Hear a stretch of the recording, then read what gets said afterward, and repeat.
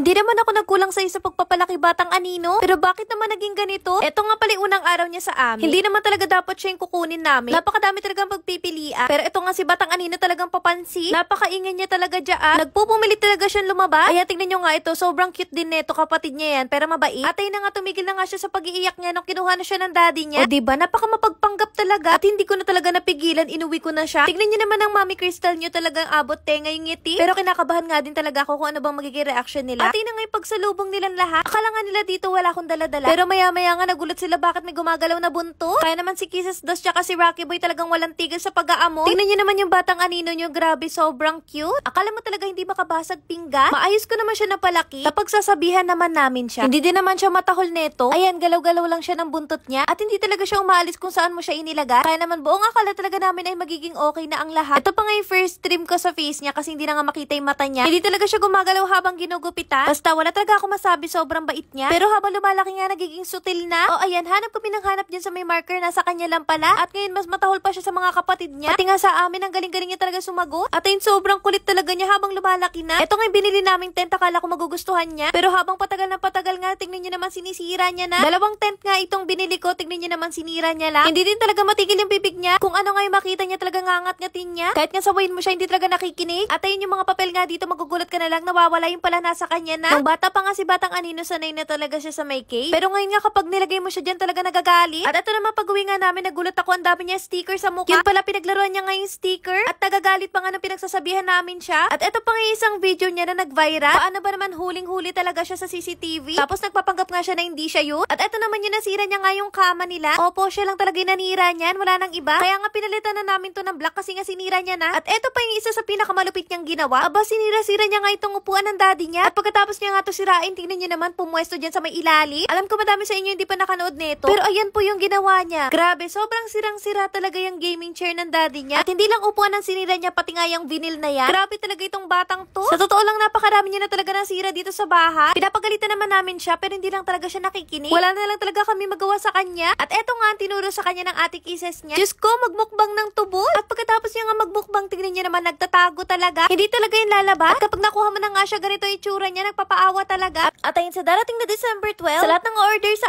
amin, mamimigay tayo ng mga stuffed toy. Kaya naman abangan nyo na yan sa 12/12. At ito yung mga products namin na pwede nyo mabili. Ito nga pala yung KND detangling spray. Gamitin mo to kung madaming buhol yung for babies mo. Spray mo lang siya sa may buhol tapos i-brush mo, matatanggal na. Next naman itong pantanggal ng buhok sa tenga. KND ear powder. Makakatulong ito para mabilis nga mabunot yung buhok nila sa tenga. Ito kasi yung dahilan kung bakit bumabaho nga yung tenga nila. Kapag natanggal mo na yung buhok, ito naman yung gamitin. KND ear cleaning solution. Ito naman yung magtatanggal ng dumi sa loob ng tenga nila. At tatanggal din ito yung mabahong amo. Nakakatanggal din ito ng ear mite. At nakakapagpagaling ng mga maliliit na sugat sa tenga. Kung gusto mo umorder nito, nasa comment section.